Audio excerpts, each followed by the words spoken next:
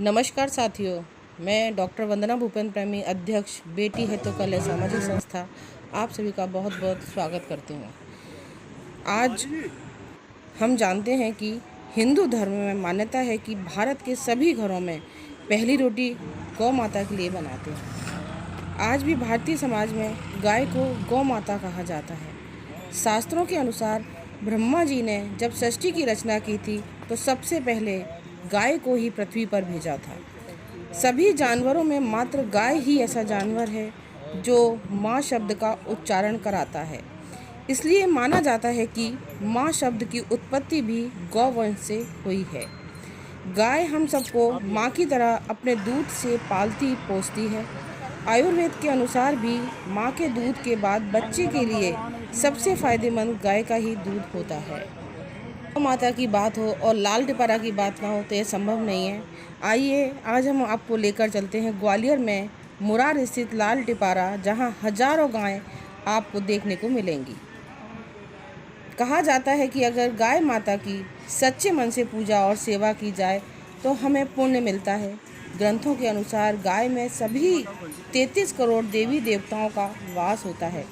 इसलिए मात्र एक गाय की पूजा करने से आप एक साथ 33 करोड़ देवी देवताओं की पूजा कर लेते हैं। इसलिए हमें गाय माता की पूजा करना चाहिए। धार्मिक आस्था है कि गौ पूजा से मनोवांछित फल की प्राप्ति होती है। घर की समृद्धि के लिए घर में गाय का होना बहुत शुभ माना जाता है। कहा जाता है कि विद्यार्थियों को अध्ययन के साथ ही गाय की भी सेवा करनी चाहिए। इससे उनका मानसिक विकास तेजी से होता है। संतान सुख और धन की प्राप्ति के लिए भी गाय को चारा खिलाना और उसकी सेवा करना बेहतर परिणामदायक माना गया है।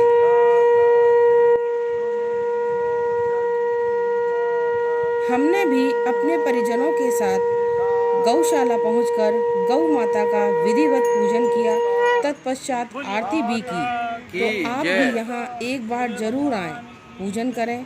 साथ ही प्रतिदिन आपकी गली मोहल्लों में जहाँ भी गाय माता दिखें उन्हें एक रोटी अवश्य खिलाएं। हिंदू धर्म में मान्यता है कि अगर हम गाय को रोटी पहली खिलाते हैं तो हमारे घर में सुख समृद्धि बनी रहती है। गाय के सींग में ब्रह्मा विष्णु महेश इन तीनों का वास होता है। भविष्य पुराण के अनुसार गाय के सींगों में भी इन तीनों लोगों के देवी देवता विद्यमान रहते हैं। सृष्टि के रचनाकार ब्रह्मा और पालनकर्ता विष्णु गाय के सींगों के निचले हिस्से में विराजमान हैं, तो गाय के सींग के मध्य में शिव शंकर विराजते हैं। गौ के ललाट में माँ गौरी तथा नासिका भाग में भगवान कार्तिकेय विराजमान हैं। धार्मिक आस्था है कि गाय अपनी सेवा करने वाले व्यक्ति के सारे पाप अपनी सांस के जरिए खींच लेती है। गाय जहाँ पर बैठती है वहाँ के वातावरण को शुद्ध करके सकारात्मकता से भर देती है। ऐसा शायद इसलिए कहा जाता है क्योंकि गाय जहाँ भी बैठती है वहाँ पूरी निर्भीकता से बैठती है। कहा जाता है कि अपनी बैठी हुई जगह के सारे पापों को अपने अंदर समाकर उस जगह को शुद्ध कर देने की क्षमता होती है, तो सिर्फ हमारी गौ माता में। गौ माता के बारे में जितना कहा जाए उतना कम है।